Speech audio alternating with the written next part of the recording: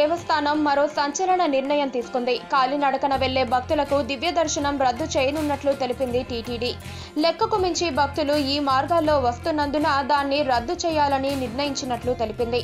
సాధారణంగా తిరుమలేశుడిని దర్శించుకునే భక్తులకు 10 నుంచి 18 గంటల సమయం పట్టే వేళ దివ్య దర్శనంలో మాత్రం 2 నుంచి 6 గంటల వ్యవధిలోనే దర్శనం ముగించుకొని బయటకు వస్తారు.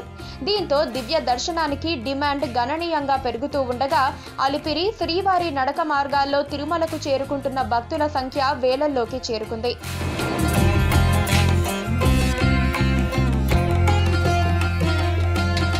ముఖ్యంగా వారాంతాల్లో నడిచి వచ్చే వారి సంఖ్య 35,000 వరకు ఉండడంతో దివ్య దర్శనం టోకెన్ల జారీని నిలిపివేస్తున్నట్లు టీటీడీ నిర్ణయించింది.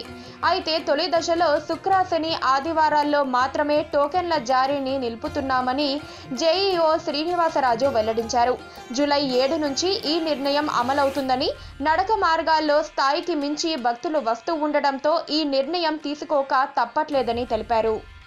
పక్కనే ఒక గంట సింబల్ కనిపిస్తుంది కదా, దాన్ని నొక్కారనుకోండి, మేం చేసే వీడియో అప్డేట్స్, నోటిఫికేషన్స్ అన్నిటితో మీ డివైస్లో వాలిపోతాం.